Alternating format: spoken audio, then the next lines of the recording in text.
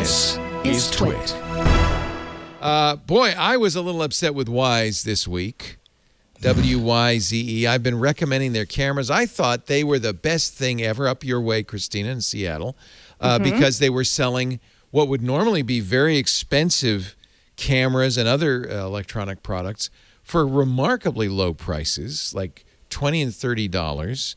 And they were good stuff. They sell now sprinkler controllers and noise-canceling headphones and earbuds. But it was the Wyze Cam #1 that was the amazing first product. Turns out it was hackable for 3 years. They did nothing about it. They didn't tell anybody. They knew that hackers could remotely access your camera. Without much fanfare, earlier this year, they discontinued it without a full explanation. Eventually, they sent out a little note to Wyze Cam version 1 owners saying, "Hey, friends, it's a new year. That comes with some important updates. Protecting you and your security, always top of mind. For us to do that, we'll need you to update your Wyze app, update your camera firmware, and oh, by the way, if it's version 1, throw it out." No, they don't say that, but that's what you should do because there are no updates version 1. Now, there is some debate over how hackable it was, but hackable at all, and if it's known to the company and they don't tell you, is a big deal.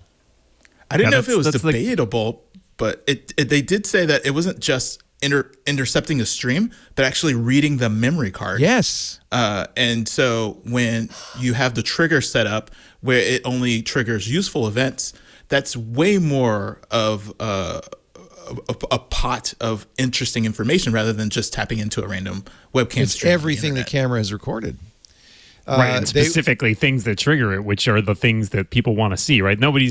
People aren't combing through hours and hours of footage to try and find like, oh, now I found the 1 minute in this footage that's interesting. They're getting the highlight reel. Now, I first became aware of it with Sean Hollister's article in The Verge. I'm done with Wyze. I'm throwing them all out. And he got a little bit wrong. Wyze reached out to tell him that there was, basically security through obscurity. In order for the attack to work, it'd need an initial camera ID, which is a non-predictable string that can only be acquired if you're on the same network as the device. So hackers would have to camp outside, get into your Wi-Fi, for instance, and see it that way, or perhaps get into your house. But it doesn't eliminate the evil maid attack. And I don't care. Vulnerable is vulnerable. And, I mean, I guess this is an interesting question. Christina, how much should we hold Wyze to the feet to the fire for this? I mean, I think that if you make the decision that you are not going to update a product for whatever reason, that's one thing. And I think that especially given what type of product this is, that's customers should probably look at it and be like, okay, well, I'm never going to buy anything from you again if this is how you do it. But the fact that it seems like they waited so long, 3 years, 3 years before even alerting people. That to me, when that's the unacceptable part. If you don't have the money or the time or the resources or the engineering talent or whatever the case may be to update your old product, fine. We can critique that, but whatever. But to not even bother to let people know, hey, this security device, which you are selling as a security device that is capturing pretty sensitive information, has vulnerabilities where people could take over it and could do things to it, and you're not telling anyone. That's not acceptable at all. I think we should definitely hold their feet to the fire. There's also questions about Bitdefender because they learned about this vulnerability in March of 2019, notified Wyze. Normally, with a security company, there's a responsible disclosure agreement where you wait a certain amount of time, usually 3 months, and if the company doesn't fix it, you then disclose it because it's only a matter of time before hackers discover it. If Bitdefender could have discovered it, for some reason, Bitdefender decided not to do that, and so I'm not. Bitdefender's PR director told The Verge, "Our findings were so serious. Our decision, regardless of our usually 90-day with grace period extensions policy, was that publishing this report without Wyze's acknowledgement and mitigation was going to expose potentially millions of customers with unknown implications. And God, since that's the hard. vendor didn't have, as far as we knew, a security process, we just delayed publishing.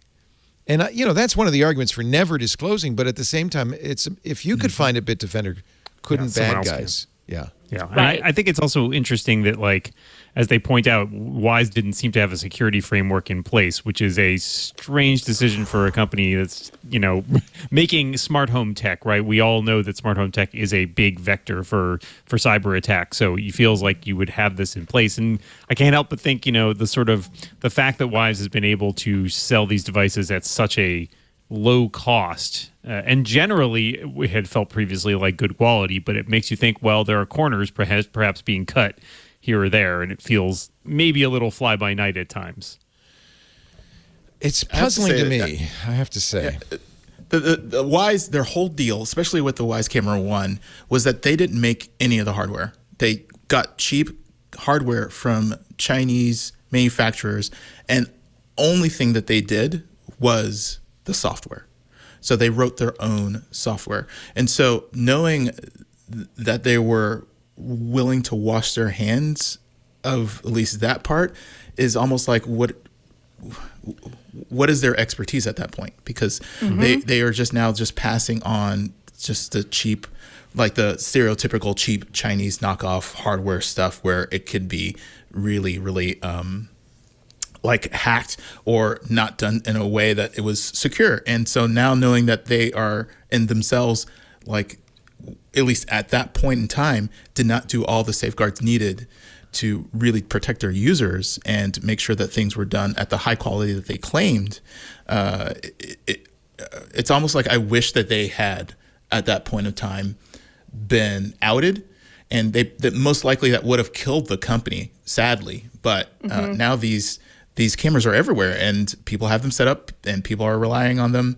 And this specific article, even though now it's widely released, how many of those cameras will hear about this? Right. The people who are operating these cameras, and so they probably would not have had them if this came out 3 years ago.